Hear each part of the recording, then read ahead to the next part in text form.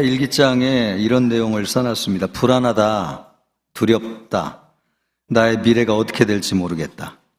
아직 졸업하지도 않았는데 마음속에 두려움이 있는 것이죠. 이 세상을 살고 있는 모든 사람의 본질은 두려움입니다. 성공한 사람도 두렵고, 또 성공 못한 사람도 두렵고, 잘 사는 사람도 두렵고, 못 사는 사람도 두렵고, 참 모든 사람이. 그래서 우리가 이 세상에 눈에 보이지는 않지만 두려움이 지배하는 세상 가운데 살고 있습니다. 잠시 두려움이 떠나간 것 같아도 금세 두려움이 어느새 찾아와 가지고 우리 마음을 주장하죠. 지금 이 순간도 두려움이라는 것 잠시 잊고 있다가 또 목사가 두려움 하니까 금세 잊어버렸던 두려움이 떠오르는 사람도 있을 것입니다. 두려움이라고 하는 것은 평생 우리가 짊어지고 살아가야 되는 짐처럼 우리에게 붙어 있으면 어떻게 하면 이 두려움에서 벗어날 수 있을까 하는 것입니다. 여러분, 두려움에서 벗어나기를 바라겠습니다. 오늘 말씀은 예수님이 풍랑으로 씨름하고 있는 제자들을 찾아오셔서 살려주시는 말씀입니다. 이 말씀의 시작은 오병이어의 사건입니다. 5,000명의 사람을 먹이셔가지고 사람들이 예수님을 우러러보고 존경하고, 그래서 예수님을 왕으로 세우려고 했습니다. 예수님은 이것이 부담스러웠습니다. 예수님은 사람들의 왕이 되기 위해서 오신 것이 아니고 십자가에서 인류를 구원하기 위해서 오신 것이죠. 그래서 그 손길을 뿌리치고 예수님이 산으로 올라가셨습니다. 거기에서 조용히 기도하시면서 하나님과 깊은 교제를 나누셨죠. 그 시간에 제자들은 이제 저녁이 되었을 때에 바다로 내려가 가지고, 제자들과 예수님이 주로 사역하던 데가 가버나움이었는데 그 가버나움이라고 하는 곳으로 떠나가기 위해서 배를 탔습니다. 16절 말씀을 보면 시간이 잘 기록되어 있어요. 저물매 제자들이 바다에 내려가서, 이 저물다고 하는 말이 황혼이 드리워져서 어두움이 깔릴 때라는 뜻입니다. 그러니까 오늘날로 이야기하면은 우리 시간으로 하면 한 저녁 7시쯤 되겠죠. 그 시간에 예수님은 산에 기도하러 가셨고 제자들은 이제 배를 타고 가버나움으로 출발을 했습니다. 제자들에게 문제가 생겼습니다. 18절 말씀을 보니까 큰 바람이 불어 파도가 일어나더라. 마태복음과 마가복음에는 이 사건이 상세하게 기록되어 있습니다. 거센 바람이 일어났다는 것이죠. 그래서 말할 수 없이 큰 풍랑이 일어났습니다. 제자들은 이 위기에서 벗어나기 위해서 사투를 벌였습니다. 그러나 벗어날 수가 없었습니다. 지금 제자들이 얼마나 심각한 상황에 빠져 있는지 성경을 잘 보면 시간과 장소를 명시해 놓았습니다. 제자들이 출발할 때에는 해질 때, 그러니까 7시쯤 되었는데 이 풍랑을 만나가지고 사투를 벌일 때에는 몇 시였는가? 17절 말씀을 보면 이미 어두워졌다, 이렇게 말씀하고 있고요. 이 동일한 말씀이 기록된 마태복음 15장, 14장 25절 말씀을 보면은 밤 사경으로 기록되어 있습니다. 이 밤 사경이라고 하는 시간이 우리나라 시간으로 새벽 3시부터 새벽 6시입니다. 그러니까 새벽 3시로 잡는다고 해도 저녁 7시에 출발을 했으니까 새벽 3시가 될 때까지 7시간 동안 바다 한가운데서 풍랑을 만나가지고 죽음의 사투를 벌이고 있는 것입니다. 그럼 지금 제자들이 바다 어디에서 이런 풍랑을 만났는가? 그것도 성경이 위치를 상세하게 기록해 놓고 있는데 19절 말씀을 보면은 제자들이 노를 저어 10여리쯤 가다가, 이렇게 상세하게 기록하고 있는 것을 보면은 요한이 이 사건이 굉장히 충격적이었다는 걸 알 수 있죠. 우리가 배를 타고 한 10여리쯤 갔는데 풍랑을 만났다는 거예요. 그럼 이 10여리라고 하는 것이 얼마나 되는 거리인가? 우리가 사용하는 단위로 4km 정도 되는 거리입니다. 그러니까 여러분 4km 가가지고 풍랑을 만났어요. 그러니까 제자들이 지금 출발한 곳으로부터 가버나움까지 가려면 8km 정도 떨어져 있습니다. 그러니까 정확하게 제자들이 배를 타고 중간쯤 갔을 때에 풍랑을 만난 것입니다. 그리고 중간에 갈 때까지 7시간이나 걸렸다는 거예요. 아무리 바다가 길어도 7시간이면 벌써 건너갔을 시간인데 4km 정도 가가지고, 4km면은 성인이 육지에서 1시간 정도 걸으면 가는 거리거든요. 그런데 그 중간에 7시간 동안 사투를 벌일 정도로 엄청나게 큰 풍랑을 만났습니다. 그래서 죽을까봐 두려워가지고 벌벌 떨고 있었습니다. 우리도 이런 상황을 맞닥뜨린다고 한다면 두려움에 떨 수밖에 없죠. 내 인생이 마치 덫에 걸려가지고 한 걸음도 앞으로 나아가지 못한다고 느낄 때가 있습니다. 좀 하울링이라는데 좀 줄여주시기 바랍니다. 이대로 가면 죽을 것 같은 생각이 들어요. 아찔한 생각이 들죠. 회사에 입사한 청년들이 30%가 3년 안에 회사를 나온다는 거예요. 원해서 들어간 회사인데 첫날부터 분위기가 이상한 것이죠. 내가 알던 회사가 아닌 것 같아요. 지옥에 온 것 같이 느껴집니다. 내가 이 평생 이 회사를 다닐 수 있나 두려워가지고 회사를 그만두고 나오는 경우가 많다는 것입니다. 결혼도 사랑해가지고 했는데 첫날부터 답답한 거죠. 이 남자 이 여자가 내가 알던 그 사람인가 그런 생각이 들 때가 있어요. 숨이 턱 막히는 것이죠. 이대로 평생 살 수 있을까? 행복의 시작이 아니라 두려움이 시작됩니다. 모든 사람은 두렵습니다. 누구나 덫에 걸려가지고 내 인생이 나아질 것이라고 하는 기대를 전혀 할 수 없는, 그래서 더 두려운 것이죠. 여러분, 우리 마음속에 있는 두려움이 있으면은 이 두려움에서 속히 벗어나야 되겠습니다. 두려움을 방치하면은 그 두려움이 마치 오늘 말씀에 나오는 것처럼 바다 한가운데서 풍랑을 만난 제자들처럼 이 풍랑이 돼가지고 우리의 인생을 집어삼켜요. 그런데 사람들이 이 두려움에서 벗어나고 싶어도 벗어나지 못하는 이유가 있습니다. 그 이유를 알아야지 벗어날 수 있는데 그것이 무엇인가? 하울링을 좀 줄여주시기 바랍니다. 하울링을. 우리가 생각하고 느끼는 대로 일이 벌어질 것이라고 하는 부정적인 잠재의식을 가지고 있어요. 내가 꼭 생각하는 대로 될 것 같아요. 특별히 안 좋은 일 있잖아요. 그런 일은 꼭 내가 생각하는 대로 이루어질 것 같은 생각이 들어요. 그래가지고 사람들의 마음속에 두려움이 있는 것입니다. 제자들도 그랬습니다. 꼭 두려워하는 대로 될 것 같은 생각이 들어요. 배가 뒤집어질 것 같아요. 그리고 물에 빠져가지고 죽을 것 같아요. 안 좋은 생각은 항상 들어맞습니다. 그래서 두려운 것이죠. 왜 사람들은 이런 잠재의식을 갖게 되는가? 이것이 맞다고 하는 부정적인 경험을 많이 하기 때문에 그렇습니다. 어떤 사람하고 나하고 안 맞을 것 같아요? 그러면 꼭 그 사람하고 안 좋은 일이 생겨요. 오늘 아침에 내가 일어나가지고 회사를 가면서 오늘 좀 기분이 이상한데 안 좋은 일이 있으려나? 그러면 여러분 꼭 그런 일이 생기는 건 아니지만은 그런 일이 생길 가능성이 많다고 느껴질 만한 일이 생겨요. 이상하죠? 그런 부정적인 경험을 많이 하다 보니까 우리도 모르게 잠재의식에 그런 생각을 맹신하는 거예요. 오늘 기분이 찜찜하잖아요? 그리고 마음이 좀 안 좋잖아요? 그러면 안 좋은 일이 생길 것이라고 하는 것을 나도 모르게 맹신하게 되는 것이죠. 그래서 일어나지도 않았는데 일어날 것 같은 생각만 들어도 불안하고 두려워요. 우리 마음속에 왜 이 두려움이 떠나지 않느냐? 일어나지 않았어요. 근데 왠지 느낌이 이상해요. 그러면 불안한 것이죠. 두려운 것이죠. 이것이 맞는 것일까? 많은 사람이 이것을 맞다고 생각하는 것 같아요. 그래서 이런 것을 일컫는 심리 현상이 있습니다. 머피의 법칙이라는 것이죠.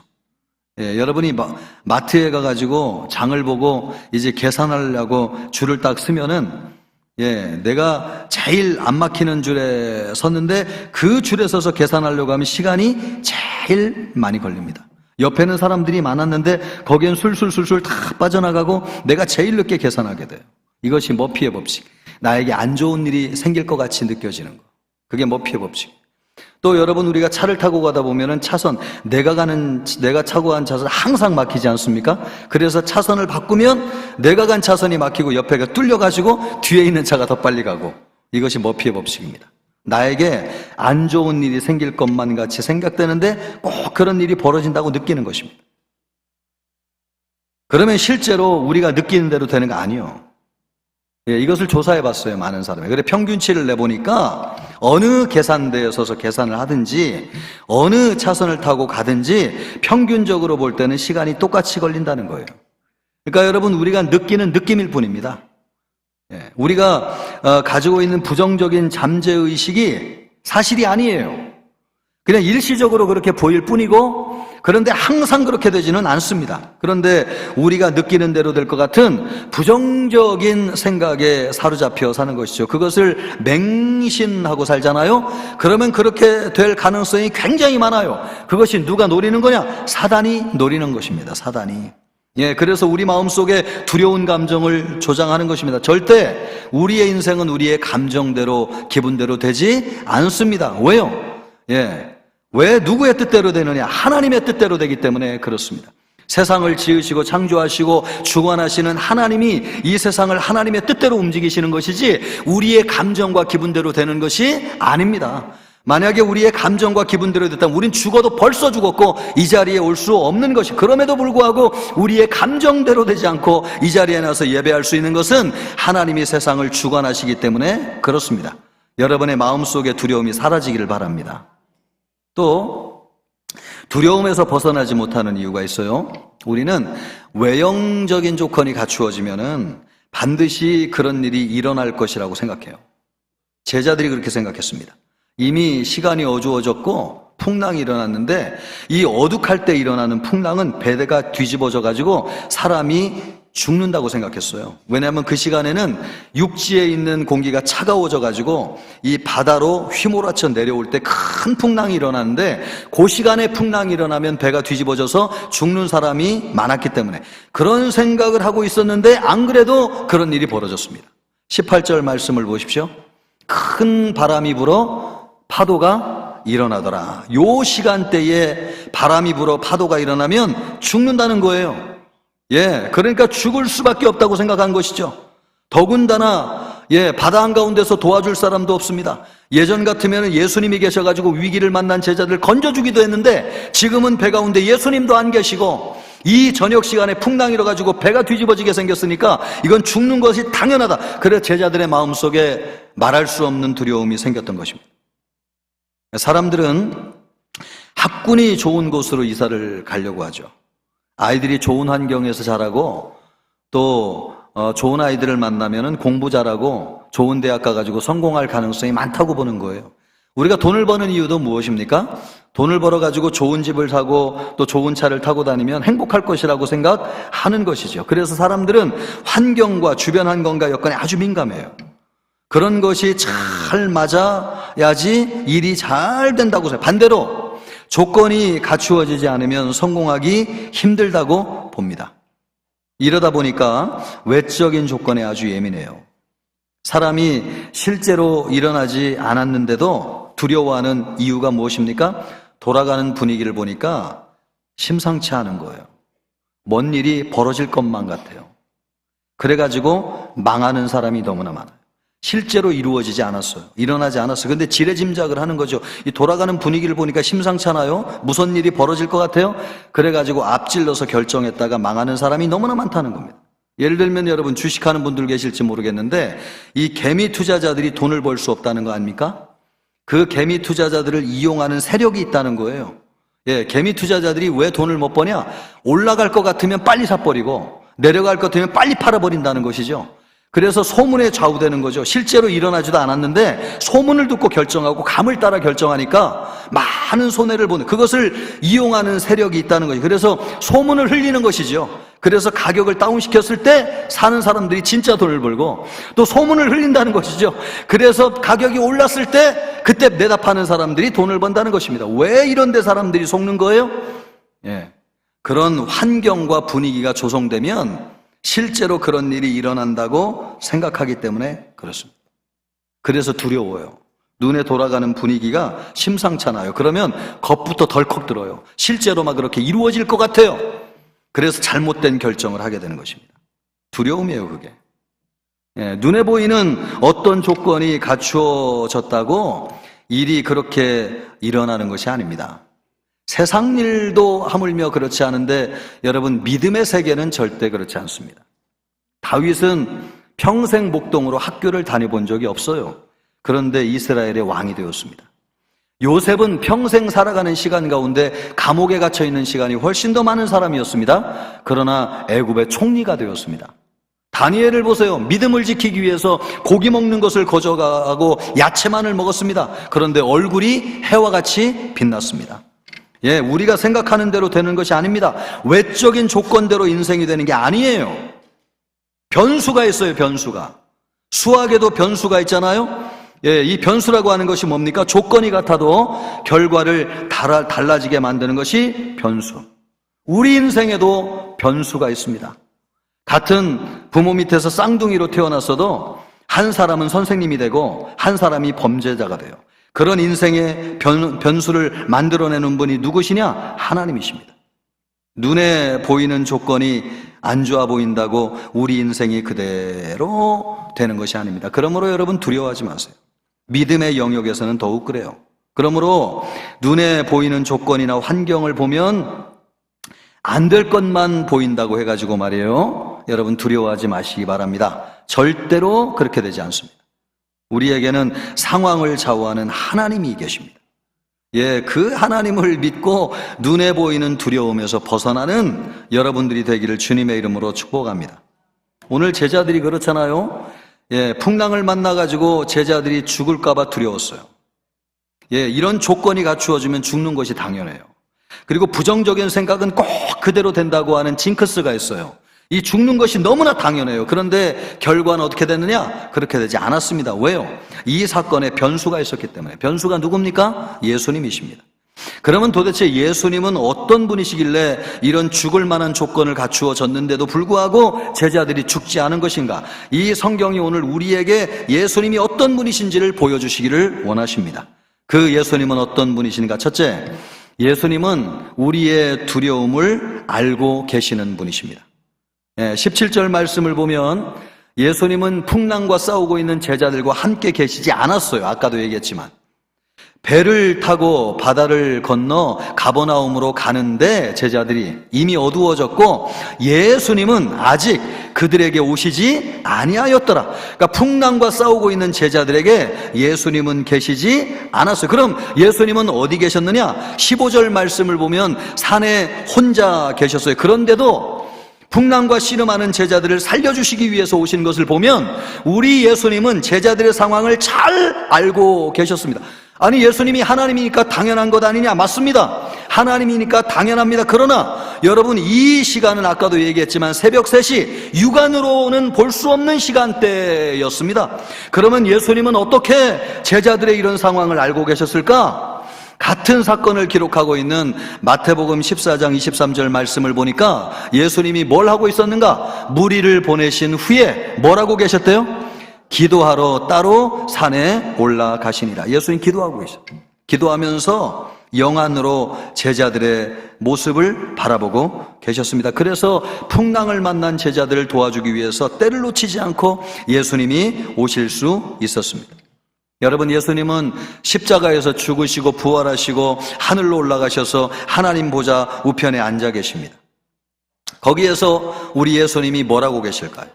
마치 예수님이 제자들은 배를 타고 가고 예수님은 산에 올라가신 것처럼 우리 예수님은 부활하셔가지고 하늘로 올라가시고 우리는 땅 가운데 있는데 하늘로 올라가셔서 하나님 보좌 우편에 계신 예수님은 뭘 하고 계신가?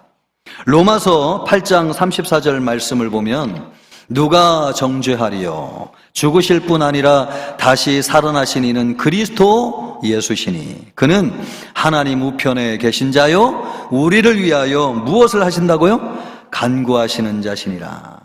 하나님 보좌 우편에서 우리를 위해서 간구하고 계세요. 기도하고 계세요. 그러면 누구를 위해서 구체적으로 기도하고 계신가? 히브리서 7장 25절 말씀을 보면요, 그러므로 자기를 힘입어 예수님을 힘입어 하나님께 나아가는 자들을 온전히 구원하실 수 있으니 이는 그가 항상 살아계셔서 그들을 위하여 간구하심이라. 우리 예수님이 누구를 위해서 간구하고 계신가? 예수님을 힘입어서 하나님 앞에 나아가는 사람들을 위해서 지금도 하나님 보좌 우편에서 간구하고 계시다고 하는 것입니다. 예수님은 몸은 하늘에 계시지만은 그 눈은 우리를 향하여 계십니다. 한시도 밤낮 부르짖어 기도하는 성도의 기도를 떼지 않고 듣고 계십니다. 예수님은 우리의 상황을 누구보다 잘 알고 계세요. 우리가 무엇을 두려워하는지, 또 무엇 때문에 염려하는지, 또 지금 이 순간도 뭐 때문에 한숨을 쉬고 있는지, 여러분 이것만도 얼마나 큰 위로가 됩니까? 예, 우리의 두려움을 아시는 주님께서 우리를 도와주시고 살려주시기 위해서 때를 놓치지 않고 우리를 찾아오신다는 것 아닙니까? 이 두려움이 인간이 가지고 있는 가장 치명적인 감정 가운데 하나입니다. 죽음이 있으면, 두려움이 있으면 사람이 죽을 수 있어요. 우리나라 사람들이 다른 나라 사람들에 비해서요, 설문조사를 내보면 유독 아주 높은 수치가 하나 있는데, 그게 뭐냐니까 혼자 있고 싶은 사람이 그렇게 많다는 거예요. 외국인들이 이해를 못하고 우리나라 사람들은 굉장히 열정적이고 막 모여서 하기를 좋아하는데, 설문조사를 실제로 해보면요, 한국 사람들이 세계인들 가운데서 혼자 있는 시간을 갖기를 제일 많이 원한다는 거예요. 그건 뭡니까? 자기를 노출하기 싫어한다는 거예요. 뭐 어떤 걸 노출하기 싫어? 감정, 특별히 두려움에 대한 감정이 누군가에게 알아채지는 것을 싫어한다는 거죠. 두려워하는 것을 보여주고 싶지 않다는 거예요. 그래서 여러분 사람들이 큰 소리 치잖아요. 그래서 성공한 것처럼 행세를 하잖아요. 그리고 막 좋은 옷을 입고 다니잖아요. 그게 뭡니까? 마음속에 있는 두려움을 숨기는 것이죠. 큰 소리를 치는 사람이 가장 약한 사람입니다. 그 마음속에 있는 두려움을 숨기는 것이죠. 예, 그것이 누군가에게 알려준 것이 왜 그런 거예요? 두려움이라고 하는 것은 말입니다, 의외로 말을 하면 작아져요. 근데 숨기면 커져요, 두려움. 그래서 오늘 예수님이 20절 말씀을 보니까 뭐라고 말씀하세요? 내니 두려워 말라. 누가 두려워하고 있다는 겁니까? 제자들이. 이거 얼마나 자존심 상하는 일이에요? 제자들은 예수님의 제자인데 믿음이 얼마나 큰 사람이에요? 그런데 그런 제자들을 향해서 예수님이 말씀하기를, 야, 니들 지금 두려워하고 있지? 너 지금 겁나지 지금? 너 죽을까봐 벌벌벌벌 떨고 있지? 여러분 이게 얼마나 사실 자존심이 상하는 일이에요? 그런데 이 제자들이 두려워한다는 것을 예수님이 만천하에 공개를 하셨는데 어디에 기록하고 지금 공개하셨다는 거예요?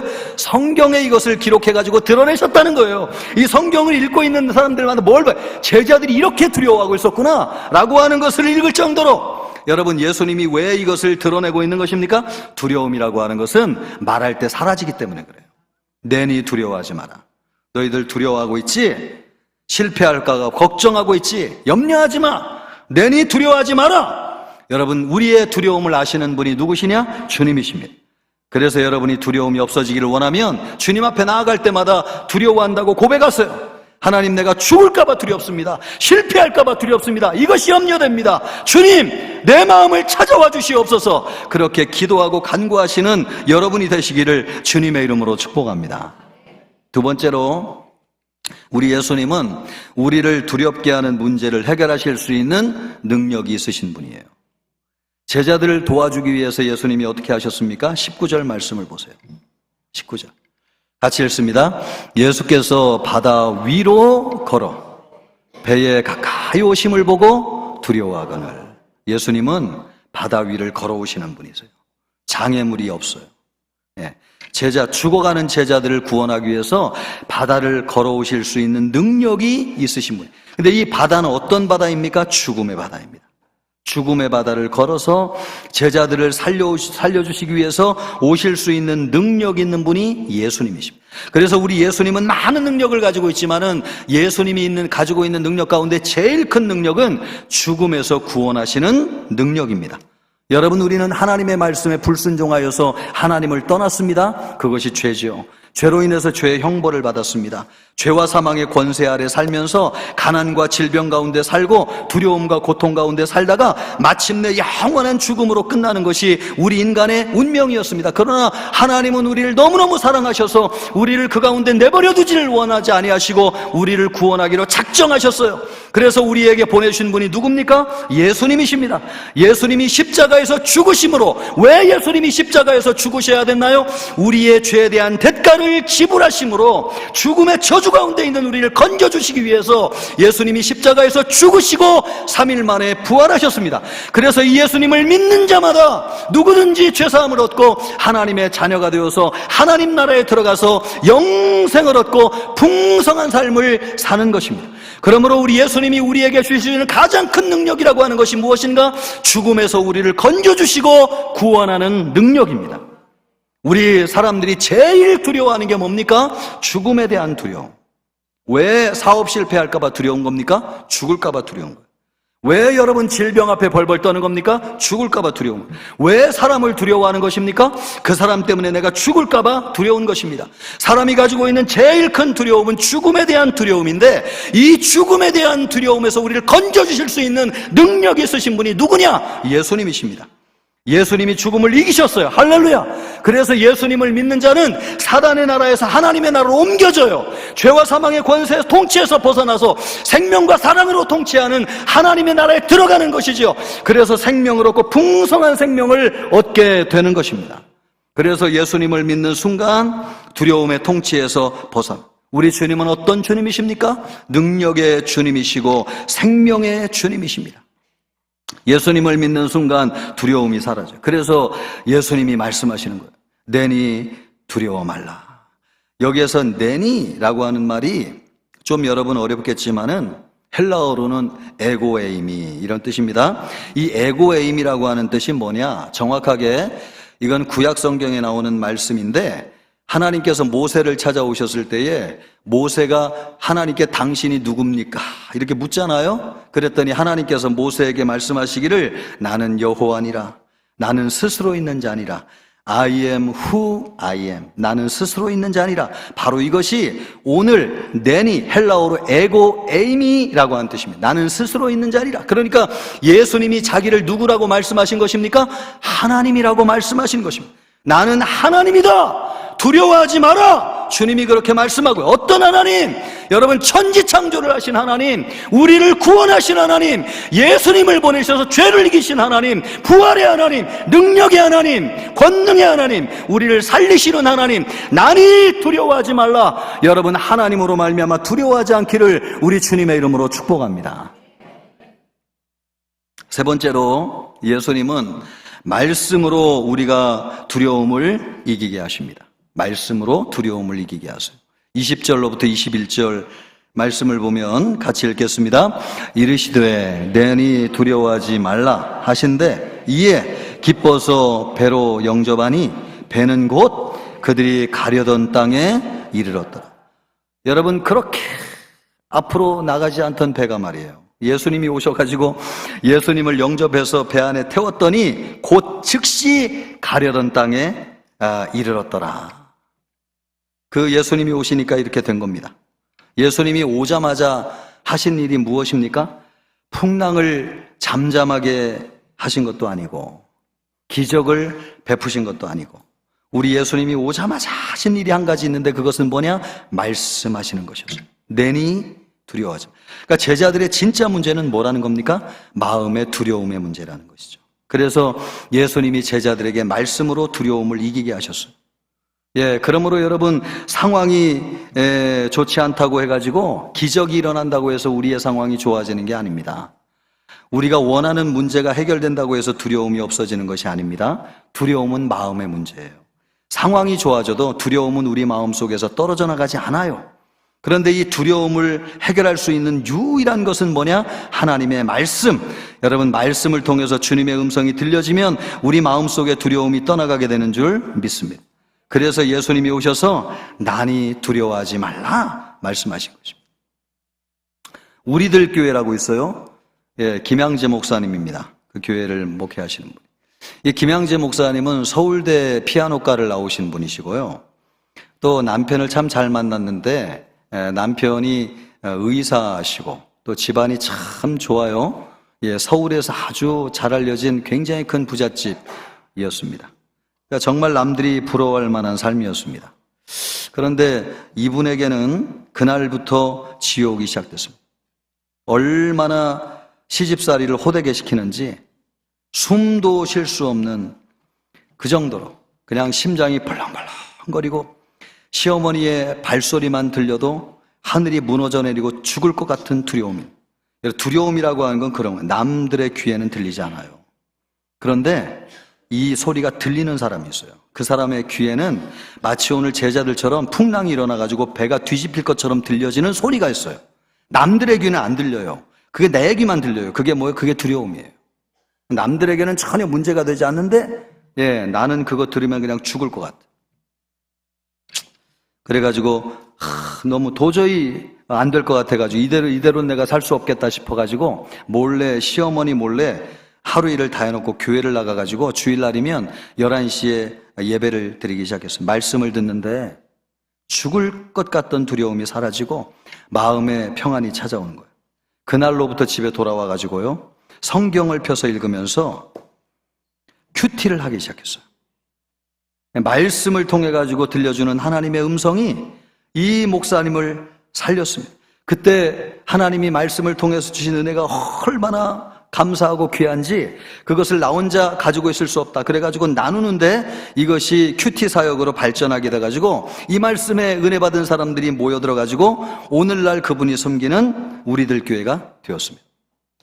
말씀을 통해 들려지는 하나님의 음성이 이분에게는 생명이었습니다. 두려움을 물리치는 담대하신 하나님의 말씀, 평안을 주는 능력의 말씀이었습니다. 마음속에 두려움이 사라졌어요. 예수님은 말씀으로 우리가 두려움을 이기게 하십니다. 내니 두려워 말라. 여러분, 이 음성을 들으시기를 주님의 이름으로 축복합니다. 나다, 내가 하나님이다, 염려하지 마라, 내가 너와 함께한다. 이 음성을 듣고 두려움을 이기시는 우리 모든 청천교회 성도님들 되시기를 주님의 이름으로 축복합니다. 여러분, 오늘 말씀을 보니까 우리 예수님은 어떤 분이십니까? 예수님은 우리의 두려움을 아시는 분이시고 또 예수님은 우리의 두려움을 이길 수 있는 능력을 가지고 있는 분이시고 또 예수님은 말씀으로 우리로 하여금 두려움을 이기게 하시는 예수님, 그 예수님이 여러분을 승리하게 하실 줄 믿습니다.